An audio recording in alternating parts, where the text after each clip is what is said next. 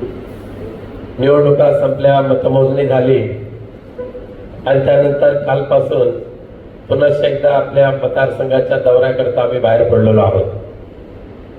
काल दोडामार्ग, सावंतवाडी, वेंगुर्ला, आज कुडाळ, मालवण, कणकवली, उद्या देवगड, वैभववाडी, राजापूर असं करत करत चिपळूणपर्यंत या मतदारसंघाचा पुन्हा एकदा संपर्क दौरा करत असतानाच आपल्या कार्यकर्त्यांना भेटणं, त्यांच्याशी संवाद साधणं, शिवसेनेबरोबरच इंडिया आघाडीचे जे पदाधिकारी आहेत त्यांच्या गाठीभेटी घेणं आणि पुन्हा एकदा नवीन उमेदीने, नवीन जल्लोषात, नवीन विचाराने आणि नवीन ताकदीने पुढच्या विजयाकडे पादाक्रांत करणं या उद्देशाने आपण बाहेर पडलेलो आहोतच. जसं मी पडलो तसं तुम्हाला सर्वांना बाहेर पडावं लागेल. व्यासपीठावर बसलेले, खाली बसलेले सर्वांना त्याच जिद्दीने बाहेर पडावं लागेल. प्रथमत आपल्या आधी आभार व्यक्त करतो की सर्वांनी राज्यसभेवर कुठेतरी वर्णी लावा अशा पद्धतीची मागणी ठरावाद्वारे केलेली आहे. पण राज्यसभेवर जायचं असेल तर महाराष्ट्राच्या विधानसभेमध्ये इंडिया आघाडीचं 100% बहुमत आणावं लागेल तरच राज्यसभेवर जाता येईल. आणि म्हणून त्या राज्यसभेवर जाण्याची पहिली पायरी म्हणजे ऑक्टोबर मध्ये येणाऱ्या विधानसभेच्या निवडणुका. या निवडणुकामध्ये जर आपण जिंकलो, आपण जिंकणारच. जसं अमितने सांगितल्याप्रमाणे, शरद पवार साहेबांच्या किंवा आमच्या सगळ्यांच्याच अभ्यासाप्रमाणे जवळजवळ 180 विधानसभा मतदारसंघामध्ये पूर्ण बहुमत आपल्याला आहे. पण याचा अर्थ 180 विधानसभा आपण जिंकू का? तर नाही. दुर्दैवाने काही ठिकाणी आपण पराभूत झालेलो आहोत ना. अशा मतदारसंघामध्ये सुद्धा जर आपण तेवढ्या ताकदीने पुन्हा एकदा उतरलो, कामाला लागलो, तर आता मायनस मधले असलेले मतदार, त्याच्यामध्ये कुडाळ, मालवण तर आहेत, हे आपण विजयाकडे घेऊन जाऊ शकतो. हा निर्धार तुमच्या मनामध्ये निर्माण होण्याची आवश्यकता आहे. आणि जर विधानसभेमध्ये जर आपण नाही तेवढी संख्या पार पाडली तर या सगळ्या तालुक्याने जरी किती ठराव केले तरी राज्यसभेवर जाऊ शकत नाही विनायक राऊत. पण माझं सद्भाग्य असं आहे, सुदैवाने माझं पक्षप्रमुख, पक्ष नेतृत्व, उद्धव साहेब असतील, रश्मीवाहिनी असतील, आदित्यजी असतील, तेजस असतील, ह्या सगळ्यांच्या हृदयामध्ये विनायक राऊतच्या बद्दल एक वेगळी आपुलकी आहे. आजही अगदी परवाच्या दिवशी आदित्यजींच्या वाढदिवसाच्या निमित्ताने सुद्धा रश्मीवाहिनीने त्या उत्तरांच्या उपस्थितीमध्ये जे सर्वांना सांगितलं की या महाराष्ट्रामध्ये एवढं प्रचंड यश मिळालं, पण आम्ही आजही मातोश्रीवर आनंद साजरा करू शकलो नाही किंवा सुखाने जेवू शकत नाही. कारण आजही आमच्या हृदयामध्ये आमचं कोकण, आमचा विनायक राऊत हे खल आहेत आमच्या हृदयामध्ये. सर्वांच्या उपस्थितीत सांगितलं. हे मी माझं भाग्य समजतो. माझ्या नेतृत्वाचा माझ्यावर एवढा विश्वास असणं हे खऱ्या अर्थाने मी माझं भाग्य समजतो. आणि म्हणून त्या नेतृत्वावर विश्वास ठेवून, त्या नेतृत्वाने दिलेली जबाबदारी असो अथवा नसो, माझं कर्तव्य म्हणून मतदारसंघासहित संपूर्ण महाराष्ट्रामध्ये शिवसेना पक्षाचं काम अधिक गतीने करणं, जोमाने करणं, इंडिया आघाडीचं काम तेवढ्या ताकदीने करणं, यासाठी पराभवाच्या नैराश्यामध्ये अडकून न पडता, पराभवाच्या नैराश्यामध्ये अडकून न पडता, फिनिक्स पक्ष ज्या पद्धतीने राखेतून गरुड झेप घेतो आणि आपलं यश संपादन करतो, त्याप्रमाणे आपल्या सर्वांना सुद्धा या निवडणुकीच्या पराभवाची खंत मनामध्ये न ठेवता, होय थोडं मागे जावं लागलं, पण मागे गेल्यानंतर पुढे जाणारच नाही असं कोणी सांगितलेलं आहे का? फक्त पुढे जाण्यासाठी जे जे करणं शक्य आहे ते करण्याची तयारी आपल्या प्रत्येकाच्या मनामध्ये असली पाहिजे. आपण कुठे चुकलो, काय पडलं, केवळ पैशाच्या नावाने ह्या पराभवाची कारण मीमांसा कोणत्याही पदाधिकाऱ्यांनी, कार्यकर्त्यांनी कृपया करू नका. जर पैसा जर जिंकला असता तर माझ्या माहितीप्रमाणे 6 लाख मतदारांना एव्हरेज 2,000, 6 लाख गुणिले 2,000 120 कोटी सरळ हिशोब आहे. मग मतं मिळाली पाहिजे होती की नाही तेवढी? मतं मिळाली फक्त 48,000चं लीड. आम्हाला जी आपल्याला जी मतं मिळाली, तुम्हाला मला जी मतं मिळाली ना, एकाही मतदाराला आपण एक नवीन पैसा जरी दिला असेल तर दाखवून द्यावा. उलट हा कोकणाची जी संस्कृती, कोकणात मध्ये जो अविचार ह्या आताच्या निवडून आलेल्या खासदारांनी आणि त्यांच्या पक्षीय नेतृत्वाने ज्या पद्धतीने विचार कोकणामध्ये रुजवला ना, हा कोकणाला साजेसा नाही आहे. कोकण तो पचवू शकणार नाही. उलट कोकण हा विचारवंतांचा प्रांत आहे. कोकण हा निष्ठावंतांचा प्रांत आहे. कोकण हा एका वेगळ्या धर्तीवर चाललेला प्रांत आहे. पण तरी सुद्धा बिघडवण्याचा प्रयत्न केला. काही वेळेला होतं ते तसं, काही वेळेला दुर्दैवाने एक पाऊल मागे जावं लागतं. पण एक पाऊल मागे घेतल्यानंतर पुढची गरुड झेप घेण्याची ताकद तुमच्या सगळ्या पदाधिकाऱ्यांकडे असली पाहिजे. आणि ती ताकद तुमच्या मनामध्ये निर्माण करणं हे आमचं कर्तव्य आहे. त्या भावनेने आज तुम्हाला सर्व पदाधिकाऱ्यांना, कार्यकर्त्यांना भेटायला आलेलो आहे. पण आज तुमच्या सगळ्यांच्या चेहऱ्यावर पाहिलं ना, हसू सुद्धा मला दिसत नाही आहे. नैराश्य तर आहे, पण असं नैराश्यामध्ये राहून नाही जमणार बाबांनो. अवघ्या 3 महिने आपल्या हातात आहेत. 3 महिने. गणेश चतुर्थीला विधानसभेची आचारसंहिता लागणार म्हणजे लागणारच. आणि आज तर अख्ख्या महाराष्ट्राने ठरवलेलं आहे की महाराष्ट्राने सर्व ठरवलेलं आहे की कोणत्याही परिस्थितीमध्ये इंडिया आघाडीला बहुमत प्राप्त करून द्यायचं म्हणजे द्यायचं. हा महाराष्ट्राचा झालेला निर्धार. म्हणजे चांद्यापासून निघाले तर ती थेट बारामती पर्यंत हा पूर्ण भाग. दुर्दैवाने कोकण त्याच्यातून वगळला गेला. पण कोकण हा सुद्धा निराश होऊन गप्प बसणारा माणूस नाहीये. दुःख करत राहणारा हा प्रांत नाहीये. तो अवलोकन करेल, माझं काय चुकलं याची समीक्षा करेल. पण निराश होऊन शरणागती पत्करणारा कोकणी माणूस नाहीये. आज सुद्धा 4,02,000च्या आसपास जी मतं आम्हाला मिळालेली आहेत, तुम्हाला मिळालेली आहेत ना, ही मेरिटवर मिळालेली मतं आहेत. पैशाने विकत घेतलेली मतं नाहीत. आणि म्हणून त्यांना पश्चाताप होतोय. अरे घातले किती? 140, 145, 150 कोटी रुपये घातले आणि विजय किती? 48,000चा. त्यामुळे दिल्लीवाल्यांना पण माहिती पडलं आणि कट केलं मंत्रिपदातून नाव. त्यांचा विजय झाला तरी सुद्धा काल निवडून आलेले खासदार आले, कुडाळला झालं का स्वागत? वाजवले का ढोल? फोडले का फटाके? एका मुलाच्या नावाने लावलेले बॅनर सोडले, जिल्हाध्यक्षाच्या नावाने लावलेले बॅनर सोडले, तर गावागावामध्ये हा विजय जल्लोष झालाय का? नाही झाला. याचं कारण असं आहे की दुर्दैवाने ज्यांनी अपराधी भावनेने मतदान त्यांना केलं, त्यांना सुद्धा वाटतंय की आता आपल्या हातून घोडचूक झाली, आपल्या हातून खूप मोठी चूक झाली. पण ज्यांनी ज्यांनी अशा चुका केल्यात ना, त्या ग्रामस्थांना सुद्धा आपल्याला दूर लोटता येणार नाही बाबांनो. त्या गावाशी असलेलं आपलं नातं, त्या गावाने आपल्यावर केलेलं प्रेम, त्या गावाने आपल्याला दिलेली आत्मीयता, ही नजरेसमोर ठेवून पुन्हा एकदा गावामध्ये तुम्हाला कार्यकर्त्यांना जावं लागेल. पण हे जात असताना फक्त एकच विनंती करतो, खास करून कुडाळ आणि मालवण तालुका हा आपला बालेकिल्ला आहे. आपले आमदार वैभव नाईक आहेत, पुन्हा त्यांना निवडून आणायचंच ह्या निर्धाराने कामाला लागावं लागेल. पण हे करत असताना मात्र गटातटाचं राजकारण प्रमुख पदाधिकाऱ्यांनी कोणी केलेलं आम्हाला याच्यानंतर दिसता कामा नये. हा खासदारांचा गट, हा आमदारांचा गट, हा जिल्हा प्रमुखांचा गट, हा तालुका प्रमुखांचा गट, अशा गटातटामध्ये जर आपण विभागणी केली आपल्या मतदारांची, आपल्या कार्यकर्त्यांची, तर त्याच्यासारखी दुसरी कोणती घोडचूक असू शकणार नाही.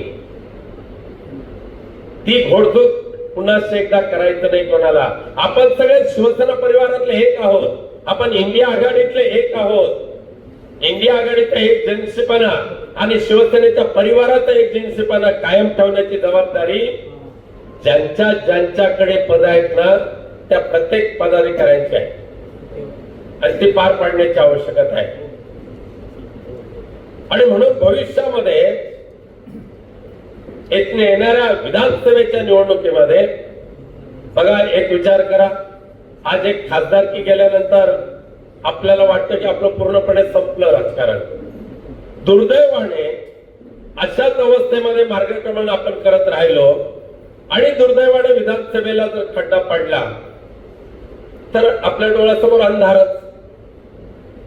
त्यानंतर 2 महिन्याने येणारे पुन्हा जिल्हा परिषदा, नगरपालिका, यामध्ये पुन्हा एकदा तो खड्डा आणखी खोल गेला तर आपलं राजकीय अस्तित्व संपलं की नाही? राजकीय अस्तित्व संपलेलं आहे. कारण आता येणाऱ्या सगळे कालावधी ह्या कार्यकर्त्यांच्या बहुमानाचा तो कालावधी आहे. कार्यकर्त्यांना जी मेहनत करणारे कार्यकर्ते आहेत, प्रामाणिकपणाने काम करणारे कार्यकर्ते आहेत, त्यांचा मान सन्मान येणाऱ्या 6 महिन्यामध्ये त्यांना प्राप्त करून देण्याचा हा कालावधी असल्यामुळे माझ्यापासून ते तुमच्या सगळ्यांपर्यंत सर्वांनी शपथ घ्यायला पाहिजे. झालं गेलं विसरून जाऊया. झालेल्या चुकाचं मनन चिंतन नव्हे तर अभ्यास करा. आणि ज्या बेफिकीर वृत्तीमध्ये कदाचित आपण राहिलो, येणारच आहेत, निवडून येणारच आहेत, अगदीच काय काम नाही केलं तरी इकडून मतं मिळणार तिकडून मतं मिळणार, असं ज्या जबरदस्त उत्साहामध्ये आपण राहिलो ना, तो उत्साह कुठेतरी छेदण्याचं काम विरोधी पक्षाच्या मंडळीने केलं. आणि ज्या ठिकाणी पदाधिकारी सतर्क राहिले, कार्यकर्ते सतर्क राहिले, पैशाचा वापर तर उघडपणे होतच होता. अनेकांनी तक्रारी केल्या होत्या. दुर्दैवाने प्रशासन किती दबावाखाली असतं ते आपण अमोल कीर्तिकरांच्या त्या ठिकाणी आपण पाहिलं. परंतु पैशाच्या वाटपाचे प्रकार झाल्यानंतर सुद्धा तुमच्यातल्या अनेकांनी पदाला जो न्याय देऊन जागरूकता दाखवली ना, त्याच्यामध्ये तुमचं आवर्जून उल्लेख करेन. निवजे गावचे सरपंच आले ते मला माहिती नाही, ते आज तिथले शाखा प्रमुख. दुसऱ्या दिवशी त्यांनी फोन करून विचारलं की बाकी ठीक आहे, वाईट वाटलं आम्हाला, पण निदान माझ्या गावचं तरी मतदानाचा आकडा मला सांगा. आम्ही पूर्णपणे धुतलो की वाचलो. नंतर तो आकडा बघून त्यांना सांगेन. त्यांना म्हटलं निवजे गाव प्लस आहे. म्हटलं का तुम्ही एवढं विचारताय? ते म्हणाले की मला सुद्धा हा गाव पूर्णपणे पैशाने गेला असं ज्यावेळेला कळलं, त्यावेळेला रात्री 11 वाजता मी बाहेर पडलो आणि माझ्या भाचा असलेल्या शाखा प्रमुखाला बरोबर घेतलं आणि ज्यानी आपले म्हणून जे त्या निवजे गावामध्ये आहेत ना, त्या प्रत्येकाच्या घरामध्ये मी गेलो आणि त्यांच्या पायावर डोकं ठेवलं आणि म्हणाले माफ करा, पैसे घेतलं ते मला मान्य आहे, परंतु माझ्यासाठी, माझ्या इज्जतीसाठी आणि आपल्या गावाच्या इज्जतीसाठी मशाल चिन्हावर तुम्ही प्रामाणिकपणे मतदान करा. आणि सुदैवाने ग्रामस्थांनी त्या सरपंच आणि त्या शाखा प्रमुखाची तळमळ पाहून पैसे जरी घेतले ना तर निवजे गाव प्लस मध्ये आणला. तसे तुमच्यापैकी अनेक गाव असे आहेत, तुमचं पण आहे ना, अनेक गाव असे आहेत की त्या ज्या गावच्या पदाधिकाऱ्यांनी अशी सतर्कता दाखवली, ज्या गावच्या कार्यकर्त्यांनी जागरूकता दाखवली, त्या गावामध्ये आपल्याला कुठेही कमीपणा आलेला नाही आहे. पण एक मात्र नक्की ठेवा, मी काय, वैभव नाईक काय, आमचं चक्री म्हणजे आमची पायाची भिंगरी हे सातत्याने आम्ही चालू ठेवायचो. वैभव नाईकांचा आणि मी नेहमी उल्लेख करतो, वैभव नाईक आणि राजन साळवी सारख्या मतदारसंघाचा संपर्क करणारा 2 आमदार मी महाराष्ट्रामध्ये कुठेही पाहिलेले नाही. परंतु काय होतं त्यामुळे वैभव, मला वाटतं की तुम्ही काय, मी काय, आपण जेवढी मेहनत घेतो, गावापर्यंत पोहोचतो, लोकांपर्यंत पोहोचतो, आपल्या पदाधिकाऱ्यांना वाटतं त्यांच्या पुण्याईवर ते निवडूनच येणार, मग थोडं आपण शांत राहिलं तर चालेल, थोडं आजच्या ऐवजी उद्या काम करूया, उद्याच्या ऐवजी परवा काम करूया, असं कदाचित झालं असेल. आणि म्हणून बऱ्याच गावामध्ये आपली स्टिकर सुद्धा गेली नव्हती, स्टिकर सुद्धा लागली नव्हती. एवढ्या थोड्या चुकी सुद्धा निवडणुकीला पराभवाला की अपयशाला कारणीभूत ठरत असतात बाबांनो.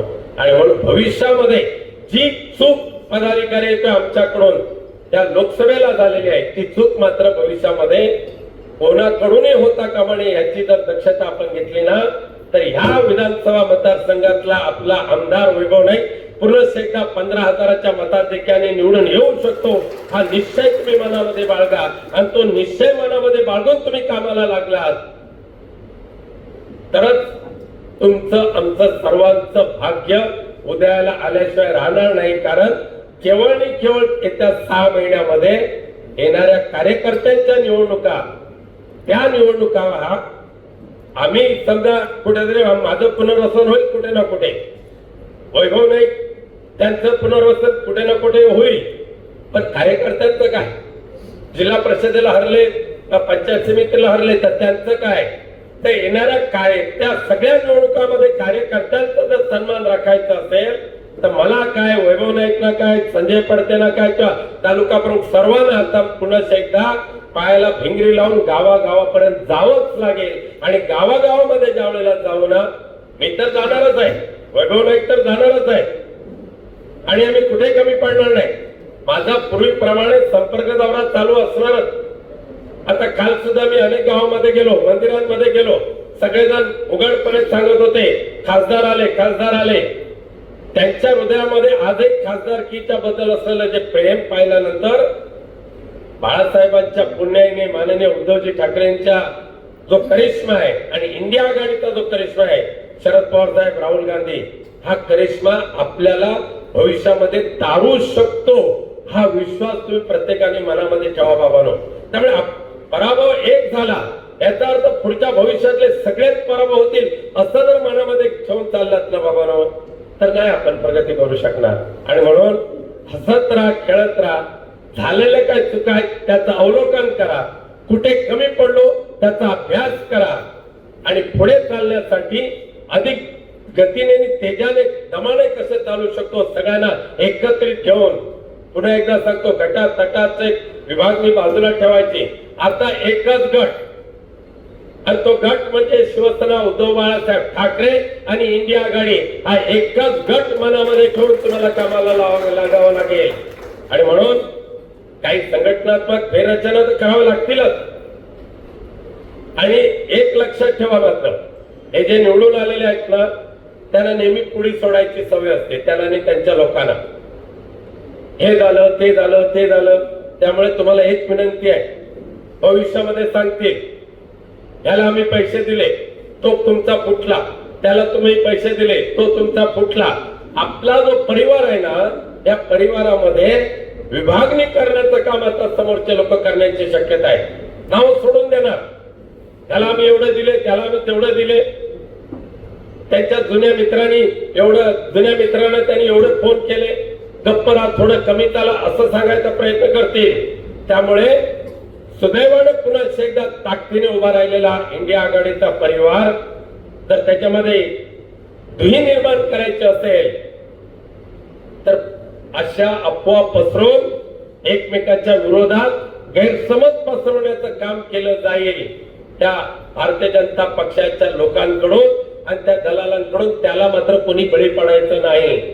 आपण आपल्याला ओळखायचं, आपल्या सहकार्याला ओळखायचं, आपल्या कार्यकर्त्याला ओळखायचं. पण त्याच्याबरोबर बसून घोटभर चहा पिता पिता त्याने किती आग लावली हे जर आपण ऐकत गेलो तर आपण भस्मसात होऊ बाबांनो.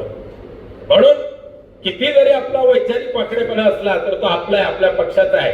त्याला जवळ घ्या आणि त्याला जवळ घेऊन बसा. एक वेळ तडकून बोलेल, दुसऱ्या वेळेला तो आपल्या बरोबर चालेल. आणि म्हणून अशा पद्धतीने पुन्हा एकदा हा परिवार एकत्रित करून सिंधुदुर्ग आणि रत्नागिरीच्या वासियांच्या सेवेसाठी विनायक राऊत काय, वैभव नाईक काय, तुम्ही सर्वजण काय इंडिया आघाडीचे मंडळी आहे. पराभवाचं खापर आम्ही पैशावर फोडणार नाही, पराभवाचं खापर आम्ही मतदारांवर फोडणार नाही.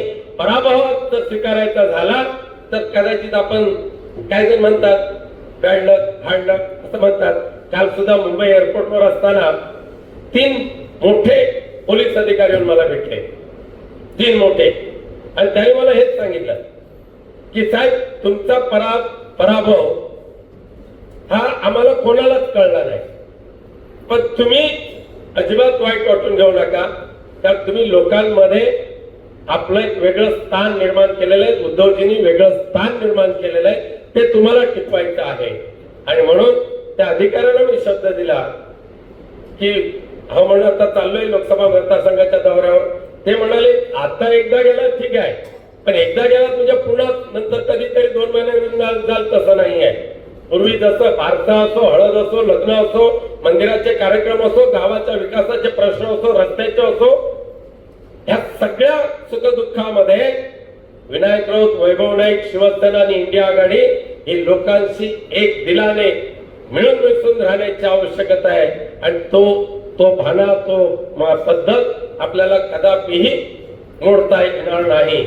आणि म्हणून बाबांनो, हा जो झालेला पराभव आहे, त्या पराभवाचं परीक्षण करण्याची जबाबदारी शिवसेनेच्या मुख्य पदाधिकाऱ्यांची आहे. तालुका प्रमुखांनी सुद्धा गावागावात गेलंच पाहिजे. आता पहा तुम्ही गावागावामध्ये जाऊन खरंच आपली स्टिकर लागली का प्रत्येक गावामध्ये, तर तुम्हाला आढळेल 40% ठिकाणी किंवा 30% ठिकाणी स्टिकर लागलेलीच नसतील. काही ठिकाणी 100% लागली तरी सुद्धा आपण लॉस झालो.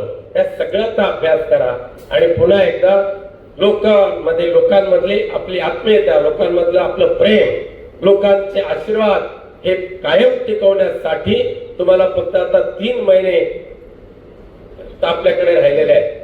आणि ह्या 3 महिन्यामध्ये जर कुठे कमी आपण पडलो तर बाबांनो, त्यासारखं दुसरं पाप असू शकत नाही. आणि या जिल्ह्यामध्ये जे विकासाचं एक जबरदस्त एक क्षेत्र आपण तयार केलं, कोणती टिमकी न वाजवता, तो विकास पूर्ण करण्याची जबाबदारी आपली आहे. सिंधुदुर्ग वैद्यकीय महाविद्यालय आपण झालं 4 वर्षापूर्वी. सिंधुदुर्ग नगरी आणि आताची नगरी याच्यामध्ये किती जमीन वसुलाचा फरक आहे. पूर्वी 1500-1600 रुपयाने फ्लॅट मिळत होता. आता एका गव्हर्नमेंट मेडिकल कॉलेजने 3-3.5 हजारापर्यंत तो रेट नेला. सगळी बाजारपेठ दरवळली. 10 वाजता गेलो तरी बाजारपेठेत लोक असतात. प्रत्येक वेळेला लोक कामाला महत्व देतीलच अशी नाही. प्रत्येक वेळेला अगदी जीव तोडून काम केलं म्हणजे बिनधास्त आपण निवडून येऊ असंही नाही. तर निवडून यायचं असेल तर ती जागरूकता हवी असते, जो सतर्कपणा असला पाहिजे, जी निष्काळजीपणा किंवा निष्क्रियता झटकून टाकून एक झपाट्याने काम करण्याची जी तत्परता असली पाहिजे, ती जोपर्यंत आपण आपल्या हृदयामध्ये ठेवत नाही ना, अंगी बाळगत नाही, तोपर्यंत असे अपयश आपल्याला स्वीकारावं लागेल. पण माझी एकच विनंती आहे की तुमच्या आमच्या आयुष्यातला हे एक अपयश असेल, पण येणाऱ्या विधानसभा, जिल्हा परिषद, पंचायत समिती, नगरपालिका या प्रत्येक निवडणुकीमध्ये शिवसेना आणि इंडिया आघाडीचा विजय प्राप्त करून द्यायचाच या निर्धाराने आजच्या संवाद दौऱ्याची आपण समाप्ती करूया. पुढच्या वेळेला येऊ हे अशा पद्धतीने सांत्वनपर भाषण करण्याची वेळ येता कामा नये. एक जबरदस्त उत्साहामध्ये लोकांना चालत यायला पाहिजे आणि लोकांपर्यंत जायला पाहिजे. खास करून मी माझे पत्रकार मित्र आहेत त्या सगळ्यांच्याच मनापासून आभार माने.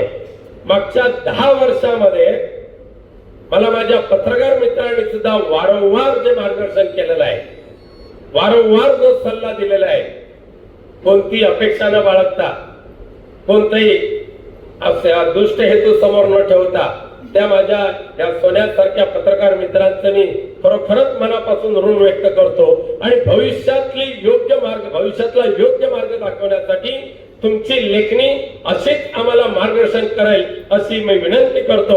आणि येणाऱ्या कार्यकर्त्यांना आता 26 जून पदवीधर मतदारसंघाची निवडणूक आहे. भारतीय जनता पक्षाने शिंदे गटाला वाटत होतं की ह्या निवडणुकीमध्ये इंडिया आघाडी तुटणार. एकमेकाच्या विरोधात उमेदवार उभे केले होते. पण उत्तर महाराष्ट्र म्हणजे नाशिक शिक्षक मतदारसंघ आणि कोकण मतदारसंघ त्यामध्ये एकमेकाच्या विरोधात उमेदवार उभे केले होते. पण एक तुम्ही लक्षात ठेवा की एकमेकाच्या विरोधात कुठेतरी गैरसमजुतीतून किंवा आम्ही इंडिया आघाडी तुटली तरी आम्ही आमचे उमेदवार लढवणार अशा चुकीच्या विचाराने उमेदवार उभे राहिले नव्हते. आम्हीच त्याला सांगितलं होतं की आता चर्चा करायला जरा वेळ हवाय, त्यामुळे दोन्ही ठिकाणी ज्यांना ज्यांना उमेदवारी अर्ज भरायचे ते भरून टाका. विड्रॉलच्या अगोदर त्याच्यावर सन्मानाने तोडगा आपण काढू. आणि म्हणून विड्रॉलच्या दिवशी नाशिक शिक्षक मतदारसंघ हा त्या ठिकाणी काँग्रेसने जो एक आणखी उमेदवार टाकला होता तो त्यांनी मागे घेतला. कोकण पदवीधर मतदारसंघामध्ये शिवसेनेच्या वतीने जो उमेदवार टाकला होता तो मागे घेतला आणि पुन्हा एकदा इंडिया आघाडी एकजुटीने एक विचाराने कामाला लागली. कोकण पदवीधर मध्ये काँग्रेसचे नेते आदरणीय रमेशभाई कीर यांनी उमेदवारी अर्ज भरलेला आहे. एक अत्यंत अभ्यासू, उच्च विद्या विभूषित आणि तेवढाच कार्यक्षम असलेले काँग्रेसचे कार्यकर्ते नेते आहेत. फक्त एकच विनंती, मंदार आणि त्या युवा सेनेच्या मंदार आणि त्यांच्या टीमने रत्नागिरी आणि त्या कणकवलीचे आपले सुशांत नाईक आणि त्यांची टीम एक खूप अप्रतिम कामगिरी हे पदवीधरांच्या नोंदणीमध्ये आपल्या सर्वांच्या सहकार्यातून केलेले आहे. त्यामुळे आपल्या सर्वांचं कर्तव्य आहे की उमेदवार आपल्याकडे तर येऊ शकत नाही एवढ्या कमी दिवसात. 5 जिल्हे आहेत, कितीतरी विधानसभा आहे, त्यामुळे सगळीकडेच येतील अशी खात्री नाही. पण आपले इर्शादभाई शेख या सिंधुदुर्गचे काँग्रेसचे अध्यक्ष यांना विनंती मी केलेली आहे की तुम्हीच ही तुम्हाला जबाबदारी घ्यावी लागेल आणि रमेशभाईंचं प्रतिनिधित्व म्हणून पदवीधरांकडे जावं लागेल. आमच्याकडून 100% सहकार्य नव्हे तर प्रत्यक्ष कृतीने तुम्हाला सहकार्य करून या इंडिया आघाडीचा उमेदवार निवडून आणण्यासाठी आम्ही प्रामाणिकपणे प्रयत्न करणार आहोत. यामध्ये कोणतीही शंका बाळगू नका. पण पदवीधर निवडणुकीमध्ये तुम्हाला सगळ्यांना मेहनत करायची आहे, मतदारांकडे जायचं आहे, मतदारांना समजून सांगायचं आहे आणि आपल्या उमेदवाराला प्रेफरन्शियल मतदान आहे ते 1 नंबर लिहायचा आहे. तो कसा लिहायचा हा सुद्धा पुन्हा एकदा शेवटच्या वेळेला तुम्हाला पत्रकाद्वारे तुमच्या माध्यमातून मतदारांपर्यंत कळवलं जाईलच. परंतु आता यानंतर मात्र आम्हाला वरून आदेश आले नाही किंवा आम्हाला खालून कोणी सांगितलं नाही असं मात्र कोणी कारण सांगायचं नाही. आता या पदवीधर मतदारसंघामध्ये प्रत्येकाला कामाला लागायचंच आहे. हा विचार मनामध्ये घेऊन आपण कामाला लागूया आणि त्यासाठी तुम्हाला मी शुभेच्छा व्यक्त करतो. धन्यवाद. जय हिंद, जय महाराष्ट्र. एबीपी माझा, उघडा डोळे बघा नीट.